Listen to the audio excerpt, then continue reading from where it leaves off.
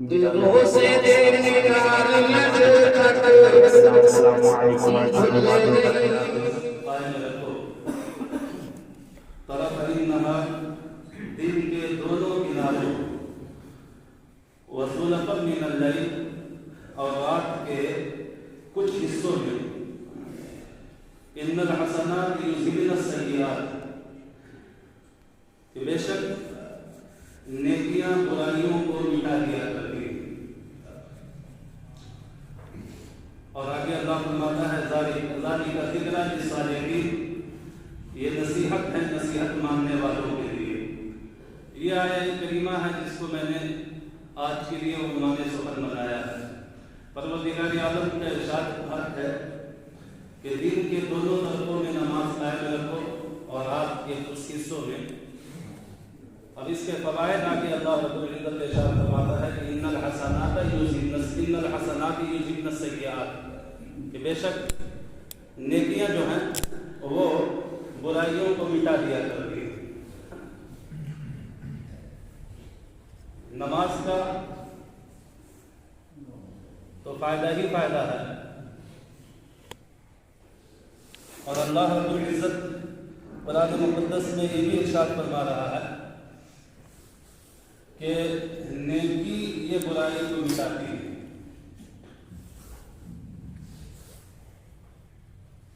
اور اسی نیکیوں میں سے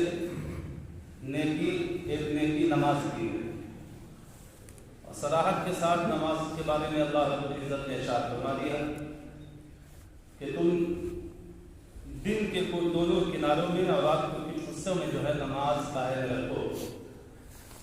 اب اس آیہ پاک کے بارے میں مفسرین کرام کے بہت سے اقوال ہیں۔ بعض مفسر یہ فرماتے ہیں کہ دن کے دونوں کناروں میں نماز قائم رکھو، تو دن کا دونوں کنارہ کیا ہے؟ تو مفسرین فرماتے ہیں، بعض مفسر یہ فرماتے ہیں کہ دن کے دونوں کناروں میں سے مراد فجر کی نماز ہے اور مغرب کی نماز ہے، اور رات کے کچھ حصوں میں تو وہ بتاتے ہیں کہ وہ عشاء کی نماز ہے۔ اور ایک مفسر یہ فرماتے ہیں، بعض مفسرین کرام، کہ دن کے دونوں کناروں میں سے مطلب یہ ہے کہ زوال سے پہلے اور زوال کے بعد یہاں مراد ہے۔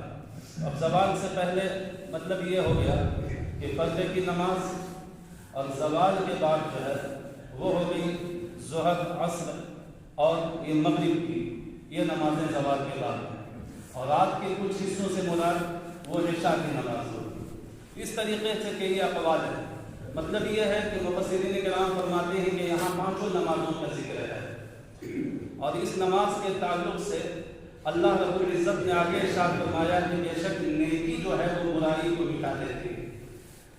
اور اس آیہ کریمہ کے تعلق سے شان نزول ایک یہ ہے کہ ایک صحابی رسول اللہ کے رسول صلی اللہ علیہ وسلم کی بارگاہ میں آئے اور عرض کیا، یا رسول اللہ صلی اللہ علیہ وسلم، مجھ سے گناہ سرزد ہو گیا، تو یا رسول اللہ ہم پر جو حد قائم ہونی چاہیے وہ حد قائم کر دیجیے۔ اللہ نے جو اس گناہ کی حد قائم کی ہے مجھ پر، وہ آپ حد لگا دیں۔ اللہ کے رسول صلی اللہ علیہ وسلم نے ارشاد فرمایا، جیسے ہی عرض کیا اس صحابی نے، تو نماز کا وقت ہو گیا۔ آقا صلی اللہ علیہ وسلم نماز کے لیے امامت فرمائے، اور وہ صحابی رسول جو وہ عریضہ لے کر کے پیش آئے تھے، سرکار کی ابتدا میں نماز ادا کی۔ نماز پڑھنے کے بعد پھر وہ صحابی رسول نے عرض کیا، یا رسول اللہ صلی اللہ علیہ وسلم، مجھ سے گناہ سرزد ہو گیا، تو آپ اوپر حد قائم کریں۔ آقا صلی اللہ علیہ وسلم نے فرمایا، تم نے میرے پیچھے نماز پڑھی؟ صحابی نے عرض کیا، یا رسول اللہ صلی اللہ علیہ وسلم، بے شک اللہ کے رسول نے فرمایا، ان الحسنات یذہبن السیئات، کہ بے شک نماز، بے شک نیکیاں جو ہے وہ برائیوں کو مٹا دیتی ہیں۔ یعنی جو تو نے نماز پڑھی ہے اور جو تجھ سے گناہ سرزد ہو گئے ہیں، اللہ نے اس نماز کی برکت سے تیرے گناہوں کو معاف فرما دیا ہے۔ آپ اندازہ لگائیے، اب یہ بعض مفسر یہ فرماتے ہیں کہ وہ گناہ کون سا گناہ تھا، اور نماز کون سے گناہوں کو مٹا دیتی ہے۔ تو بعض مفسرین کرام جو ہے اور محدثین کرام فرماتے ہیں کہ یہ جو نیکیاں گناہوں کو جو مٹا دیا کرتی ہیں وہ جو گناہ صغیرہ ہوتے ہیں، جو چھوٹے گناہ ہوتے ہیں، اسے نیکیاں جو ہے مٹا دیا کرتی ہیں۔ اور ان کی دلیل کیا ہے؟ یہی حدیث، یہی آیہ پاک ہے کہ وہ صحابی رسول صلی اللہ علیہ وسلم جب اللہ کے رسول کی بارگاہ میں تشریف لائے اور کہا یا رسول اللہ مجھ سے جیما کے علاوہ غیر عورتوں کے ساتھ مجھ سے جیما کے علاوہ جو کچھ ہونا تھا مجھ سے وہ گناہ ہو گیا، تو یا رسول اللہ جو مجھ پر حد قائم ہونی ہے وہ مجھ پر جو ہے اب حد قائم فرما دیں اور مجھے گناہوں سے پاک فرما دیں۔ تو اللہ کے رسول صلی اللہ تعالیٰ علیہ وسلم نے فرمایا تم نے نماز پڑھی؟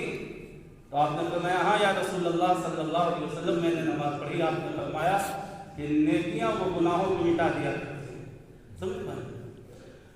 تو تم نے جو نماز پڑھی اس نماز کی برکت نے تمہارے اس گناہ کو مٹا دیا۔ اب یہاں سے مفسر اور محدثین کرام فرماتے ہیں کہ یہاں مراد چھوٹے گناہ، ایک ہے گناہ کبیرہ اور ایک ہے گناہ صغیرہ۔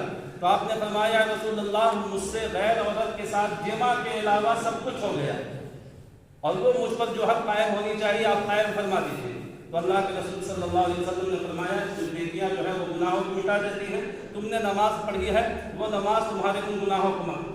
تو اب محدثین کرام فرماتے ہیں چونکہ جمع کے علاوہ کا لفظ انہوں نے جو ہے یہ عرض کیا تھا کہ رسول اللہ جمع کے علاوہ، توبہ کے علاوہ مجھ سے اور سب گناہ جو ہونے تھے وہ ہو گئے۔ تو آپ فرماتے ہیں کہ یہاں جو نیکیاں ہوتی ہیں وہ گناہ صغیرہ کو، اس لیے کہ یہ جمع جو ہے وہ زنا جو ہے وہ گناہ کبیرہ ہے، تو جو گناہ کبیرہ ہوتے ہیں ان سے جو ہے وہ نیکیاں اسے نہیں بلکہ گناہ صغیرہ کو، عام طور پر جو ہم آپ گالیاں بک دیتے ہیں گاہے بگاہے، یا جو ہے ہم جو ہے اسی طریقے سے ہم جو ہے جو چھوٹے چھوٹے جو گناہ، تو یہ ایسے گناہ جو ہیں وہ نیکیاں جو ہے ان گناہوں کو مٹا دیا کرتی ہیں۔ اور دوسری حدیث پاک میں اللہ کے رسول صلی اللہ علیہ وسلم کا ارشاد پاک ہے کہ آقا صلی اللہ علیہ وسلم نے ارشاد فرمایا کہ فجر کی نماز ظہر تک کے کیے ہوئے گناہوں کو مٹا دیتی، اور ظہر کی نماز عصر تک کیے ہوئے گناہوں کو ختم کر دیتی، اور عصر کی نماز وہ مغرب تک کیے ہوئے گناہوں کو مٹا دیتی ہے، اور مغرب کی نماز عشاء تک، اور عشاء کی نماز کے بعد سے فجر تک جو گناہ سرزد ہوتے ہیں بندوں سے، رب تبارک و تعالیٰ ان نمازوں کی برکت سے ان کے گناہوں کو معاف فرما دیتا ہے۔ ایک حدیث پاک میں اللہ کے رسول صلی اللہ علیہ وسلم نے ارشاد فرمایا کہ جو ہے جمعہ سے جمعہ تک کے کیے ہوئے گناہوں کو اللہ تبارک و تعالیٰ مٹا دیتا۔ اسی طریقے سے نبی کریم صلی اللہ علیہ وسلم کا ارشاد پاک ہے کہ رمضان سے رمضان تک کیے ہوئے گناہوں کو اللہ تبارک و تعالیٰ معاف فرما دیتا ہے۔ الغرض یہ کہ انسان سے جو گناہ صغائر سرزد ہوتے ہیں ان گناہ صغائر کو رب تبارک و تعالیٰ نماز کی برکت سے معاف فرما دیتا ہے۔ تو یہ نماز کی یہ برکت ہے، اور قرآن پاک میں دوسری جگہ اللہ رب العزت کا ارشاد پاک بھی ہے کہ یہ نماز تمام طرح کی بے حیائی اور بری باتوں سے منع کرتی ہے، روکتی ہے۔ تو کیا مطلب یہ ہوا کہ جب انسان نماز کا عادی ہو جاتا ہے، جب انسان نماز کا پابند ہو جاتا ہے تو وہ جو اس سے چھوٹے چھوٹے گناہ سرزد ہوئے ہوتے ہیں، پہلی چیز تو یہ کہ نماز ان گناہوں کے ان جو ہے گناہ صغیرہ کے کو جو ہے مٹا دیتی ہے، اور دوسرا بڑا فائدہ یہ ہے کہ یہی نماز جو ہے اس گناہ صغیرہ سے بھی روک دیا کرتی ہے۔ تو اب آپ اندازہ لگائیے کہ جب نماز گناہ صغیرہ سے روک دے تو جو انسان گناہ صغیرہ ہی نہ کرتا ہو وہ انسان گناہ کبیرہ میں کیسے مرتکب ہو سکتا ہے۔ تو نماز ایک ایسی اہم اور ایک ایسی عبادت ہے کہ اللہ رب العزت نے قرآن مقدس کے شروع ہی میں ارشاد فرمایا ذالک الکتاب لا ریب فیہ، ہے نا، اور اس کے بعد آنے والی آیت دیکھیے آپ الذین یؤمنون بالغیب ویقیمون الصلاۃ ومما رزقناہم ینفقون، کہ اللہ تبارک و تعالیٰ ارشاد فرماتا ہے کہ وہ لوگ جو ایمان لائے غیب پر،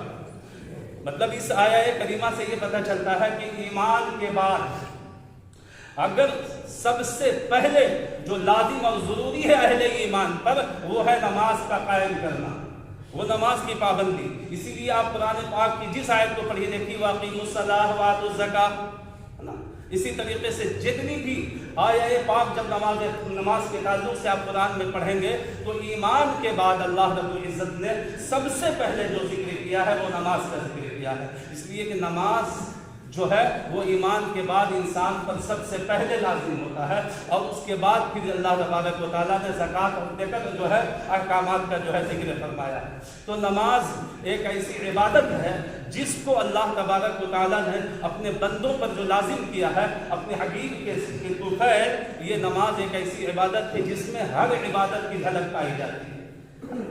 نماز میں ہم ہر طرح کی عبادت آپ اگر روزہ رکھتے ہیں تو روزے میں صبح سے لے کر کے صبح سے لے کر کے شام تک صرف بھوکا رہنا پایا جاتا ہے۔ اسی طریقے سے آپ اگر زکوٰۃ دے رہے ہیں تو آپ اپنے مال سے جو ہے وہ جو ہم پر مقرر کیا گیا تھا جس حصے کو نکال کر فقراء اور مساکین کو جو ہے دے دینا، وہ صرف وہ پایا جاتا ہے۔ لیکن جب ہم نماز ادا کرتے ہیں اور نماز کی جب خوبیوں پر جب ہم غور و فکر کرتے ہیں تو یہ ایک ایسی عبادت، جامع عبادت ہے کہ جس میں اللہ تبارک و تعالیٰ نے ہر چیز کی جھلک اس میں رکھ دی ہے۔ اس میں روزے کی بھی جھلک پائی جاتی ہے، زکوٰۃ کی بھی جھلک پائی جاتی ہے، اور اس کے علاوہ دیگر جو عملیات ہیں اور جتنے بھی عمل ہیں اللہ تبارک و تعالیٰ نے اس نماز کے اندر جمع کر دیا ہے۔ یہی وجہ ہے کہ حضرت مخدوم شرفہ بہاری رضی اللہ تعالیٰ عنہ کی بارگاہ میں آپ کا ایک مرید آیا اور کہا، پیر صاحب حضور سرکار مخدوم پاک، آپ جو ہے مجھے ایک ایسی نصیحت کیجئے، ایک ایسا ذکر، ایک ایسا وظیفہ مجھے بتا دیجئے جو سب سے بہتر ہو، سب سے بہتر ہو۔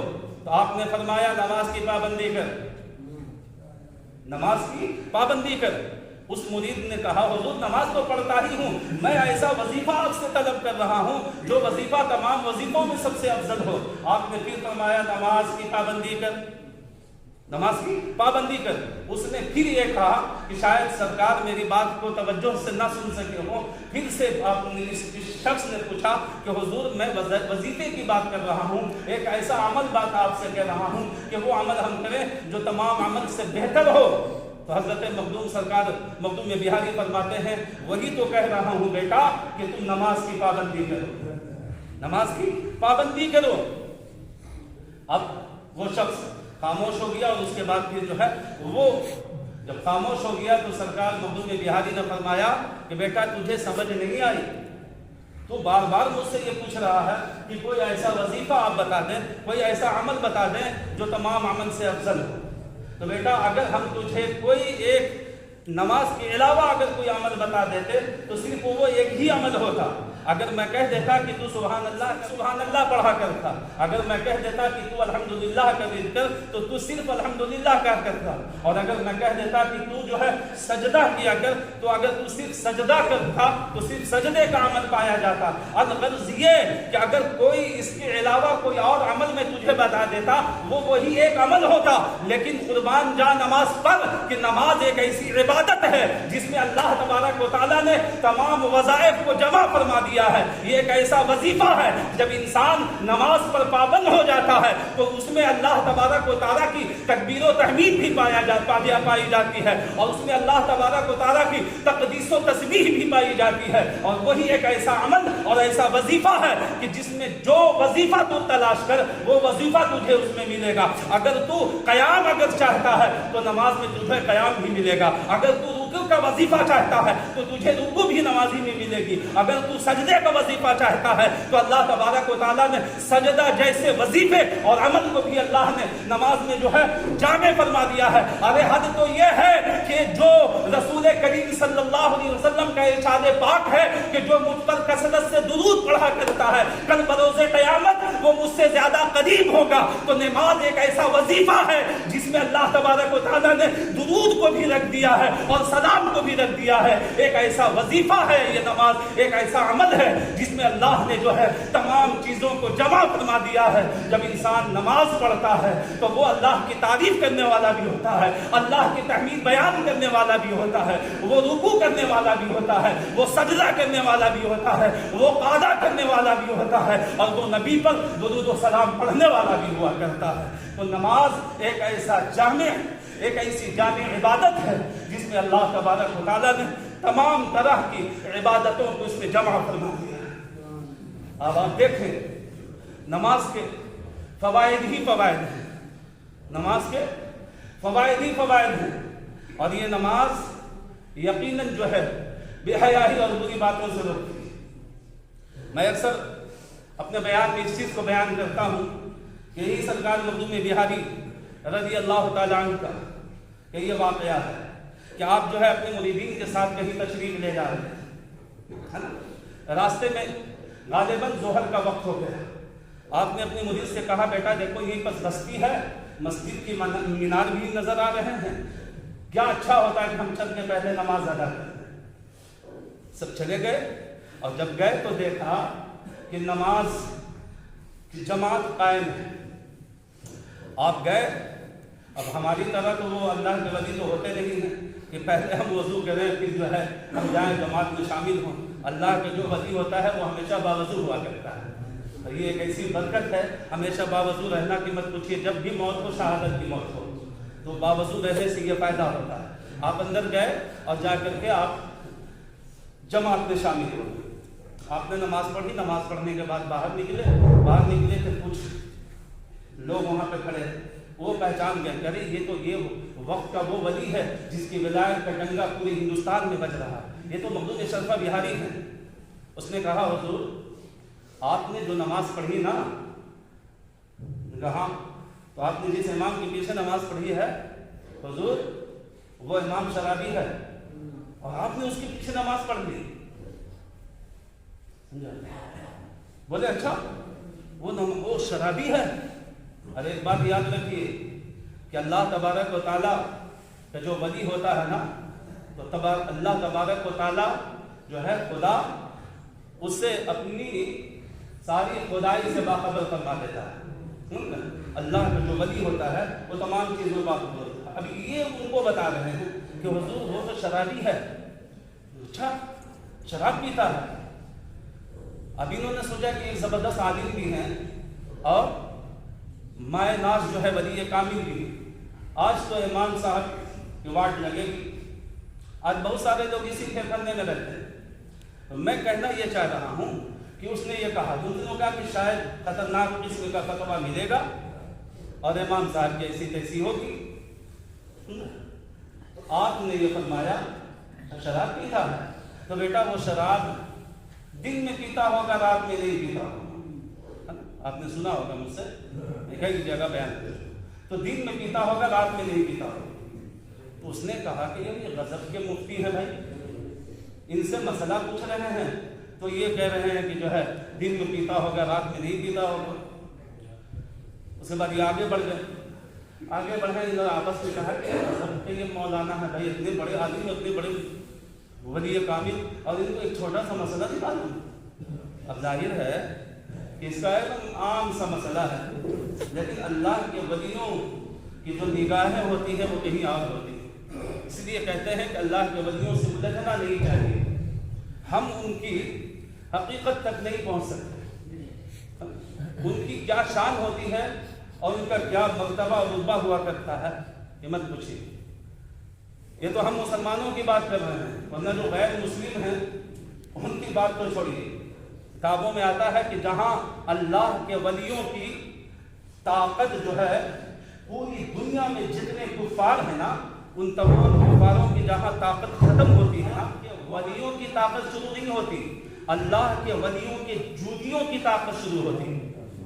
आप गौर कीजिए, और मैं सिर्फ हवाई बात नहीं करता, आप सरकार गरीब नवाज की जिंदगी का मुताला कीजिए।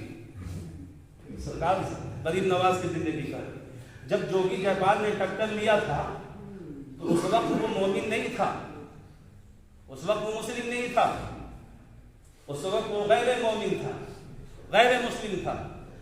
कितनी ताकत उसने आजमाई, कौन सा ऐसा हीला और कौन सी ऐसी ताकत है जिसने उसने सर्फ न किया हो। उसने सांपों के झुंड भी भेजे, पत्थरों की बारिश भी की, आग भी बरसाया, पहाड़ों के बड़े बड़े चट्टान भी डाले, हर तरीके का अमल जो है उसने वो कर लिया। लास्ट में एकदम जब थक गया तो उसने कहा कि चलो हम अपना एक आखिरी जो हलवा उसके पास रह गया था वो मैं दिखाता हूं। उसके बाद वो हवा में परवास किया हवा में उड़ने लगा। तब सरकार गरीब नवाज पहचान गए कि अब जमीनी जितनी ताकत इस्तेमाल करनी थी वो कर चुका है ना, अब रह गई थी फिजाई ताकत, वो सर्व हो गई, वो भी वो सर्व कर चुका और कुछ ना कर सका। तब गरीब नवाज ने अपने जिस्म के किसी आज़ा को हरकत नहीं दी, बल्कि कहा अपने नालायन और अपनी जूती से कहा, क्या है जूती, काफिरों की ताकत जहां खत्म होती है ना, वहां से अल्लाह वालों की ताकत शुरू नहीं होती, वहां से अल्लाह वालों की जूतियों की ताकत शुरू होती है। अब तेरा काम है कि उस बदबख्त को मांगते हुए मेरे कदमों में ला करके गिरा, और क़यामत तक आने वाली नस्लों को सरकार गरीब नवाज ने यह दस दे दिया, सुनो अल्लाह का वली वो होता है जहां तमाम काफिरों की ताकत खत्म होती है, वहां से अल्लाह वालों के जूतियों की ताकत शुरू होती है, और मारते हुए ला करके जो है आपके कदमों में गिरा दिया ना। तो ये भी बहुत बड़ी बात है। ये जब हम सिर्फ करामत सुनते हैं उस पर गौर व फिक्र नहीं करते, हम सिर्फ करामत सुनते हैं, पढ़ते हैं, उस पर गौर व फिक्र नहीं करते। हम लोगों का नजरिया क्या है कि अगर कोई गुनाहगार आया, अब बताइए कुफ्र और शिर्क से बड़ा भी कोई गुनाह है? कोई गुनाह कुफ्र और शिर्क से बड़ा कोई गुनाह है? हमारे पास अगर कुफ्र और शिर्क के अलावा कोई गुनाहगार अगर किसी के गुनाह के ताल्लुक से अगर बात करे तो हम उसको धुतकार देते हैं, हम उसको भगाने की कोशिश करते हैं, अपनों से दूर करने की कोशिश करते हैं। लेकिन ये अल्लाह वाले वो होते हैं, इनकी निगाहें बड़ी जबरदस्त काम करती हैं कि ये इलाज भी कर देते हैं और शानदार तरीके से ये लोगों को बता भी देते हैं कि देख अल्लाह वालों को अल्लाह तबारक व तआला ने कैसी कुव्वतें अता फरमाई हैं, और सिर्फ जो है वो दिखाते ही नहीं, दिखाने के बाद वो मुकम्मल इलाज भी कर देते हैं। फिर जब वो कदमों में गिरा तो सिर्फ धुतकारा नहीं, बोले जब आ गया है तो तू चाहे जैसा था, अब जब तू मेरे कदमों में आ गया है तो अब चंद लम्हे में मैं तुझे ईमानदार भी बनाता हूँ और तुझे आलिम दीन भी बनाता हूँ, और एक ही लम्हे में तुझे वली कामिल भी बना देता हूँ। ये होते हैं अल्लाह वाले, समझते हैं? तो अल्लाह वालों की शान बड़ी निराली हुआ करती है। तो इसी तरीके से वो सरकार मखदूम बिहारी जब उन्होंने कहा रात में पीता होगा, फिर ये दौड़ा होगा, कहा हुजूर वो सिर्फ रात में नहीं पीता था, वो दिन में भी पीता था और रात में भी पीता था। अब सोचा कि शायद कोई जबरदस्त जो है हुक्म लगाएंगे और इमाम साहब की ऐसी कैसी होगी। सरकार मखदूम पाक ने फरमाया अच्छा दिन में भी पीता है रात में भी पीता है, अच्छा ऐसा है कि वो रमजान के मुकद्दस महीने में नहीं पीता हो, रमजान में नहीं पीता हो। फिर ये लोग उनको उल्टा पुल्टा गलत सुलत बात बोल करके वापस हो। जो अल्लाह के वलियों की शान को नहीं पहचानते हैं ना, वो उनके खिलाफ वैसे ही बकवास और भोंकते हैं। तो उसके बाद जो है वो उल्टा पुल्टा गाली देते हो, यार ये कौन सा वली है, ये कौन सा आलिम है, इतनी शोहरत है, इसको एक छोटा सा मसला भी नहीं मालूम है। तो ये आलम होता है उसका जिस पर वलियों की निगाह शफकत नहीं पड़ती है, वो ऐसी बोली बोलता है। वो तो बोल करके इधर चले आए और मस्जिद के पास ही आकर के आपस में गुफ्तगू कर रहे थे, इतना शोहरा है, इतने बड़े आलिम हैं, ये हैं वो हैं, एक छोटा सा मसला भी उन्हें मालूम है। हमने कहा शराब पीता है तो कहें दिन में पीता होगा रात में नहीं पीता, हमने कहा रात में भी पीता है तो कहा रात में पीता होगा रमजान में नहीं पीता होगा। ये कैसे आलिम है, इन्हें तो मसला भी नहीं मालूम है। अभी ये बात ही कर रहा था कि वो इमाम साहब मस्जिद के दरवाजे से सुन रहे थे उसकी गुफ्तगू को, ये सुन रहे थे। सुनने के बाद अल्लाह बेहतर जाने उनकी क्या कैफियत बनी, क्या आलम हुआ। वो मस्जिद से निकले और बेतहाशा जो है मखदूम बिहारी की तरफ दौड़े, और दौड़ने के बाद गए और मुसाफा दे करके दस्तबोसी करने के बाद बेतहाशा रोने लगे। कहा हुजूर, पूछा मखदूम बिहारी ने क्या बात है, क्यों रो रहे हो? कहा हुजूर मुझे पहचाना नहीं। कहा पहचानता हूं। पहचान रहा हूँ। कहा हुजूर मैं वही हूँ जिसके पीछे आपने नमाजें पढ़ी हैं। और हुजूर उसने आपसे गलत नहीं कहा, वाकई मैं दिन में भी पीता हूँ और रात में भी पीता हूँ, और ऐसा मैं मारा हुआ हूँ और ऐसा जो है रांदा हुआ हूँ कि मैं रमजान में भी पीता हूँ। मखदूम पाक ने फरमाया बेटा जानता हूँ, बेटा जानता हूँ। अब ये कहना था कि वो और ज्यादा कतार जो है वो रोने लगा। कहा हुजूर जानते हैं? कहा बेटा वो भी कोई अल्लाह का वली है जो इन चीजों से बाखबर ना हो, मैं जानता हूं बेटा। तो कहा हुजूर फिर? कहा फिर क्या? बोला कि हुजूर असल में हुआ क्या कि मैं पहले ऐसे नहीं करता था, मैं गुनाह मुझसे होता था, मैं इंसान हूं, मुझसे गुनाह समझत होते थे, लेकिन मैं झड़ी और जो है उस पर शिद्दत उस दिन से इख्तियार करने लगा कि मुझसे अगर एक हल्का सा भी गुनाह हो जाता था, हमारे बस्ती और हमारे इलाके के लोग जो है उसको इतना बयान कर देते थे कि मैं गुस्से में गुनाह को जो है बढ़ाता चला गया, और हालत ये हुई कि मैं छोटे गुनाह से लेकर के शराब नोशी तक मैं आ गया, और ये जिद में जो है मैंने जो है ये काम शुरू कर दिया। हुजूर आप तो ऐसे हैं कि हर तरीके से मेरे जो है ऐब को छुपा रहे थे। उसने दिन का कहा तो आपने रात के जो है ऐब में छुपा दिया, उसने रात का भी जब जिक्र किया तो आपने रमजान के मुबारक महीने में आपने मेरे गुनाहों को छुपा दिया। हुजूर जब खुदा कहा एक अदना बंदा जो है इस तरीके से खुदा के एक बंदे की ऐब पोशी करना जानता हो, तो वो सत्तार, वो रहमान, वो गफ्फार, वो अल्लाह जो इतना बड़ा सत्तार है कि जो है वो कितना अपने बंदों के गुनाहों को जो है ऐब पोशी फरमाने वाला होगा। हुजूर मैं आपके जो है हाथ पर जो है अल्लाह की बारगाह में सिद्क दिल से तौबा करता हूं और ये आहद करता हूं कि आज के बाद पूरी जिंदगी मैं किसी तरीके की भी गुनाह के करीब नहीं जाऊंगा और अपनी जिंदगी में अल्लाह की राह में गुजारा करूंगा। ये अल्लाह वाले हुआ करते हैं दोस्त। तो ये सब क्या था? अगर मखदूम पाक भी धुतकार देते, अगर मखदूम पाक भी ये कह देते तो फिर उसकी क्या बनती? तो यही वजह है कि अल्लाह वाले ये नहीं कहते हैं भागो, अल्लाह वाले कहते हैं आओ। कभी नहीं कहेंगे कोई भी चला जाए, काफिर चला जाए ना, काफिर है भाग ना, आ जा। मुशरिक चला जाए, भाग नहीं, आ जा। तो फासिक है, नहीं भाग नहीं, आ जा। शराबी है, जो है सब आ जा, किसी को ये नहीं कि भाग जा, सब आ जा। और खाली बुलाते नहीं हैं, बुला के मिलने के बाद ऐसा नवाजते हैं कि उसकी दुनिया भी कामयाब हो जाती है और आखिरत भी कामयाब हो जाती है। तो नमाज यकीनन एक ऐसी इबादत है दोस्तों कि जिसमें अल्लाह रब्बुल इज़्ज़त ने तमाम इबादतों की झलक रख दी है। जब इंसान नमाज का पाबंद हो जाता है तो वो हर तरीके की इबादत करने वाला होता है, हर तरीके के वजीफे पर वो अमल करने वाला होता है। तो नमाज की बहुत बरकतें हैं, इसलिए मैं आपसे मुअद्दबाना गुजारिश करूँगा कि खुदारा जो है आप नमाज की पाबंदी कीजिए, नमाज को कायम रखिए, खुद भी पढ़िए और अपने घर वालों को भी जो है पढ़ाने की कोशिश कीजिए, उनको भी नमाजी बनाइए। इसलिए कि अल्लाह रब्बुल इज़्ज़त कुरान मुक़द्दस की दूसरी जगह इरशाद फरमाता है, क्या इरशाद फरमाता है कि खुद भी जहन्नम की आग से बचो और अपने अहलो अयाल को भी जहन्नम की आग से बचाओ।